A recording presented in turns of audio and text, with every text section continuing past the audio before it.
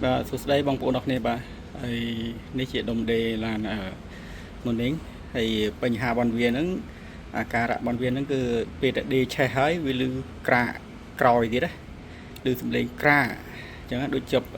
មានបញ្ហាបងដេកអញ្ចឹងបងប្អូនអរគ្នាបាទអញ្ចឹងបញ្ហាបនវាគឺនៅកន្លែងនេះបងប្អូនអរគ្នាកន្លែងនេះគឺវាមានកាក់ស្ពាន់នឹងមួយបាទកាក់ដែកនេះហើយនឹងមានកស៊ូវានេះកស៊ូវានេះមួយទៀតបងប្អូនអរគ្នាបាទនេះអ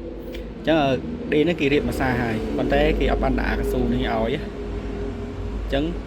ធ្វើឲ្យវាមានបញ្ហាអាការៈពេលដែលយើងដេឆេះហើយវាលឺសំឡេងក្រាកក្រោយទៀតណាវាជាប់ដូចយើងជាប់បងដេកអញ្ចឹងណាបងប្អូនអរគ្នាដូចយើងជាប់ដេអញ្ចឹងបាទអញ្ចឹងបញ្ហាបនវាគឺ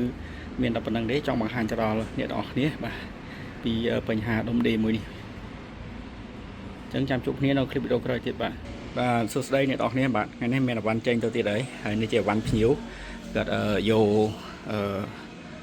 ជួប៉ាណាកាងមុខហើយនឹង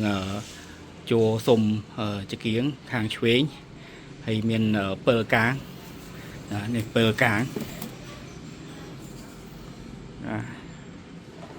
ពិលកាងមកគូ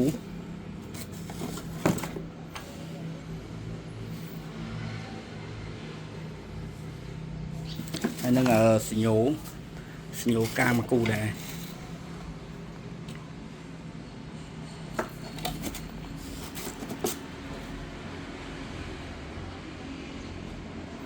ហើយនឹង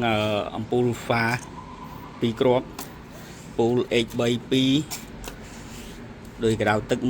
1ដោយប្រេងសិន2អានេះអាតូចអាធំអញ្ចឹងដាក់តយោងមកខ្សែទៀតខ្ញុំ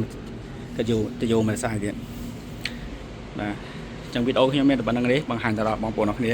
បាទហើយបញ្ជាក់អវ៉ាន់នេះគឺអវ៉ាន់ឡានក្រេនតូបងប្អូនអរគ្នាបាទ